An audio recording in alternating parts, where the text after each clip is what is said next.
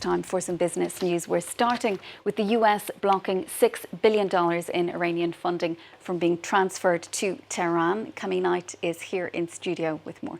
That's right, it's another fallout from Hamas's attack on Israel. The United States and Qatar have agreed to deny Iran access to funds recently transferred to the nation as part of a deal between Washington and Tehran that led to the release of 5 imprisoned Americans from Iran last month. US officials have not described the $6 billion as permanently frozen, but say that applications to spend it under the current arrangement will be denied for the foreseeable future. Antonia Kerrigan has more. While speculation flies as to the Iranian role in Saturday's attack by Hamas, the United States reiterate that the $6 billion of Iranian money they recently unblocked as part of a prisoner swap remains under the supervision of the US Treasury Department. None of it has been accessed, and we are watching every dime. We have oversight over what can be accessed and for what purposes. Even if Iranian media say differently. The $6 billion in question is Iranian money owed for past oil sales and abruptly frozen with the reinstating of US sanctions on Iran in 2018. As part of a prisoner exchange deal involving 5 Americans and 5 Iranians, the Biden administration authorised the transfer of funds from South Korean to Qatari accounts. But with US sanctions still in place, the American claim is that although unfrozen, the money may only be spent on humanitarian and as such unsanctionable goods, such as food and medicines. There are thought to be tens of billions worldwide in frozen Iranian oil payments. And Hamas's main financial backer, the Islamic Republic, is now subject to fresh suspicion. We haven't seen any specific evidence that Iran was involved specifically with these attacks, but as we've said, broadly, yes, they're certainly complicit. Qatar is a potential mediator in the current conflict, but sources say the Gulf state has agreed not to release any of the funds for the time being.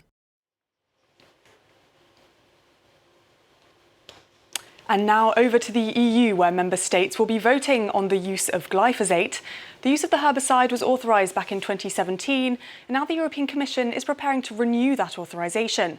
Brussels' decision to give the chemical the green light was based on conclusions from a European Food Safety Authority report, which found that glyphosate did not present a critical area of concern.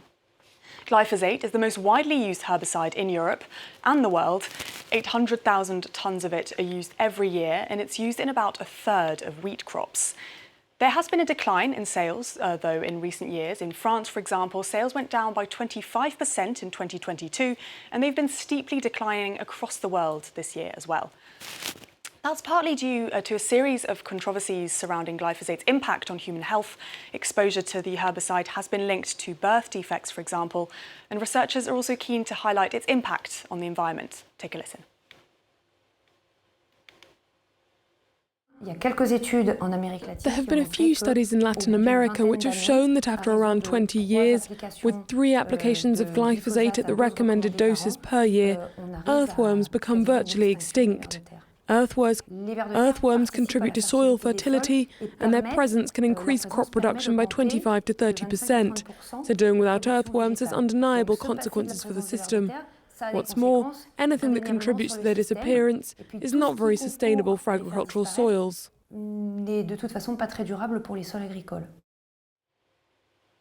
If passed, the regulation will mean that the contested herbicide can continue to be used across the EU for the next decade. Now let's take a quick look at Asian markets. Asia-Pacific markets fell as investors digest China's inflation data for September. China's consumer price index came in flat for September, which was lower than the 0.2% climb which analysts were expecting. Hong Kong stocks fell by more than 2%, leading the losses. Seoul's Kospi also falling by almost 1%. And in Europe, meanwhile, stocks opened slightly lower as sentiment falters on fresh US inflation data. And we end with what could be the largest transaction in the history of video games. UK regulators have approved Microsoft's revised offer to buy Call of Duty maker Activision Blizzard.